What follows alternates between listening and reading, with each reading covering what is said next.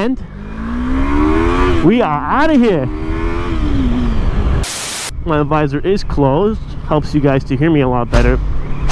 But yeah, I mean, coming from a sport car background, getting on a bike, it's something that I've always really wanted. I've always really looked forward to. And ever since I was a kid, seeing a lot of the sport bikes go by. My buddy had an F4i back in the day, and I really loved it. He let me ride it one time.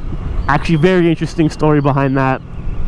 So I've ridden one bike before that, which was a friend of mine's WR250, and kind of like a dual sport dirt bike field. So we used to take that thing out once in a while, and that thing was fun. The first time I rode that, and thank God, I was riding along like this, and a neighbor's dog came flying out. It was off leash. Dogs love motorcycles for some reason. The louder it is, the more they love it or hate it.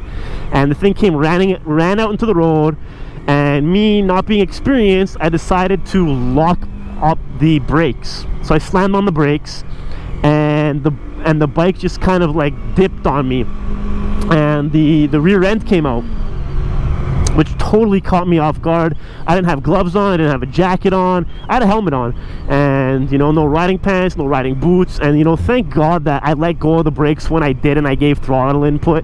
Maybe my drifting background helped me. I mean, if you're gonna confidently navigate a drift, especially at higher speeds, you don't want to be letting off the throttle. You want to power through, otherwise it'll catch and spin you the exact opposite way.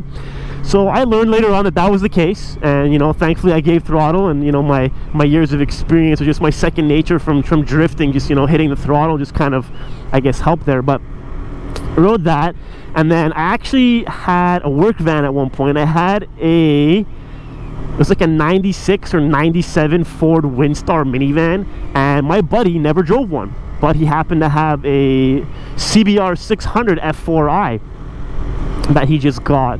And it was used, and I wanted to ride his bike, so I made him a deal. We were chilling out one day, and I said, hey, you know, like, we're going to pick up one of our friends in the van. You know, it was kind of our chilling bus, and we went to go pick him up, and I said, hey, you know, why don't we do this? I was just taking a shot in the dark, and I said, hey bro, you know, you've always wanted to drive the minivan and see what it's like. I'm like, what if today's your day? You have that chance to do that. You know, I sold him like, you know, like a used car salesman. I said, hey, today's your day, man. Today's your lucky day, bro, and you're gonna get a chance to drive a 1997 Ford Windstar. It might have even been called the Freestar back then. I know they were called the Freestar for a couple of years there. And let me ride your CBR 600. And he thought about it, and you know what? The idiot said yes. So that was interesting. So I got to ride the 600 CBRs. Helmet didn't fit me. Pure noobs. Like, now that I look back at myself with riding experience and doing a lot of research, learning about gear, what it's like to ride, I was a complete idiot. I mean, those bikes are pretty torquey, especially down in first gear. So I rode that thing. I, you know, thought I was the coolest kid, pulling up to my buddy's house on the CBR, and you know, revving the throttle and, you know, going fast, you know, in a straight line. When it came to turns, I was, you know, grandmaing around turns. I had no idea what I was doing. The bikes are kind of heavy, you know, they're over 400 pounds, so I mean, it's a lot to move around. Not like this thing right here. This bike reacts really well to rider input. And that was, you know, that's kind of my first experience on bikes. And then later on, I got to ride the CBR 300 at my driving school. So I did the MTO course that they have to get my M2, and I'm happy I did it. They teach you a lot of evasive maneuvers, slow skills, how to maneuver the bike in a parking lot, proper turning, you know, push to steer. When I got into motorcycling, the one thing that I wanted to, that I made a vow to myself, and I said, hey, you know, I was an idiot with my cars back in the day, and cars, they have a cage around them. Even if they come from the factory, they're built safe. You have metal all around you. You're strapped in.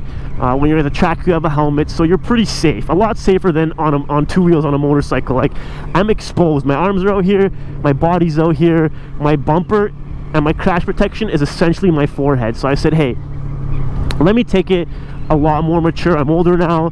Let me not screw up. I don't want to die. I want to enjoy this hobby, God willing, for many years. All right, everybody. Thank you guys for watching the video. I really appreciate every single one of you taking the time out. If you have something to say, something to share, everything is always appreciated. So like, subscribe. You can check us out on a shorter term, on a daily basis, on Instagram at Triple Moto Bypass. So that's Triple Moto Bypass, all one word. You can check us out there. Stay tuned. Have a good one, guys. And you never know.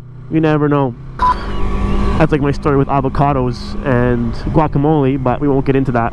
Save that one for another day. Rush hour has begun. Let it begin. Sometimes we have to push ourselves to learn and to grow and to close the visor. Apparently, I see everyone can hear me.